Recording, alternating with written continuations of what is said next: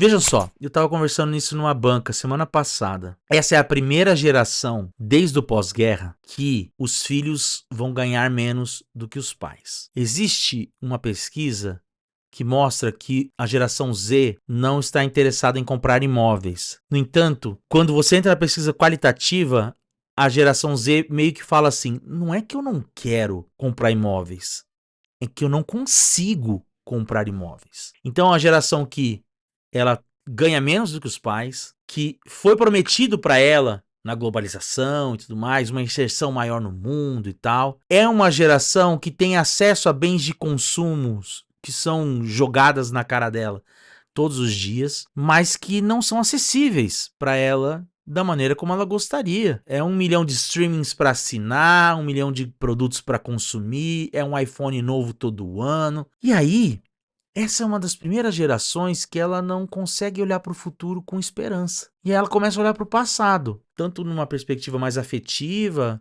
ou na perspectiva do medo. Então, você tem uma candidata que aparece falando de futuro, é interessante, porque ela mostra que o caminho não é olhar para trás. O caminho, olhar para trás é voltar para essa América que o Trump quer reconstruir, na América de homens brancos, onde as mulheres tinham pouco espaço, em que as empresas predominam. Então, muitas vezes eu acho assim, a gente está vivendo uma nova era progressista.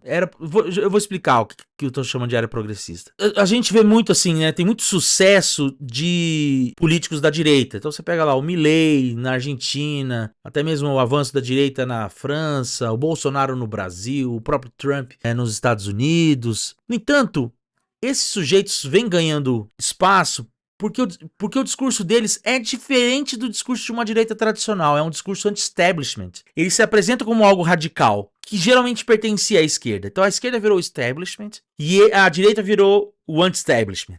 E como não existe uma grande hegemonia política, econômica, econômica até existe, mas como não existe uma grande hegemonia política no mundo, é muito difícil os governos de turno se manterem no poder, né? Então você vê no Brasil, saiu o Temer, entrou o Bolsonaro, entrou o Lula, e a perspectiva não é boa para o Lula no futuro. Então, assim, no Uruguai saiu o Mujica, entrou um cara de direita. No Chile saiu um cara de direita, entrou um cara de esquerda. Na Argentina saiu um de direita, entrou um de esquerda, agora entrou um de direita.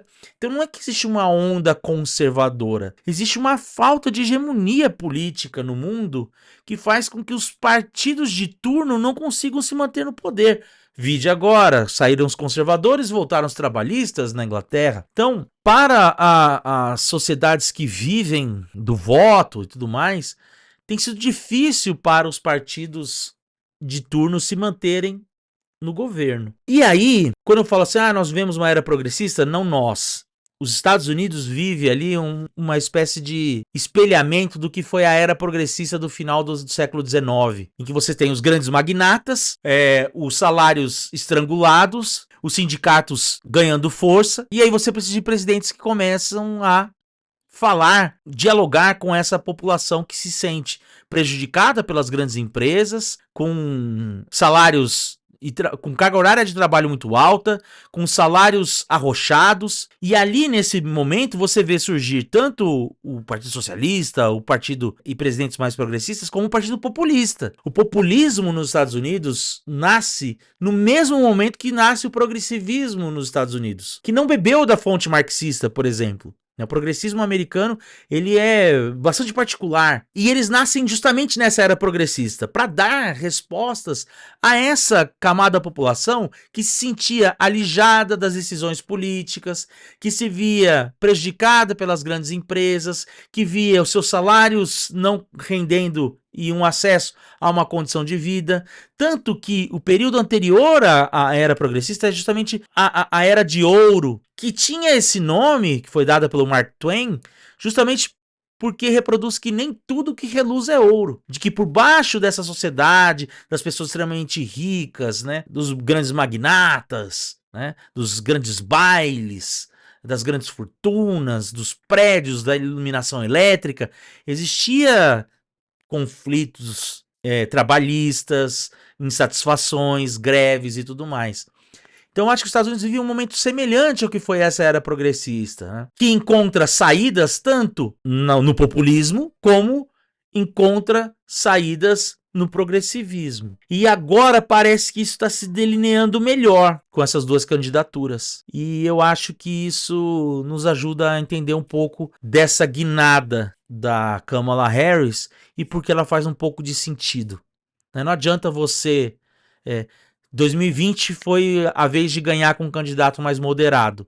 Pandemia, é um plebiscito. Os americanos dizem assim, nós temos uma eleição de 8... O presidente se elege para um cargo de 8 anos, no meio do caminho a gente faz um plebiscito. O Trump perdeu esse plebiscito em 2020. Então, era preciso um candidato mais moderado, mais insosso, sem muito carisma, para reforçar justamente aquilo que os americanos não gostavam do Donald Trump. Agora, talvez, é a hora de apresentar um contraponto ao Donald Trump e aos grupos que apresentam, que o apoiam. Isso é uma divagação minha, tá? Uma divagação de agora que eu fiz aqui. Mas é isso. O que o Edu tá falando, olha, a história não se repete, mas ela faz rimas, na verdade.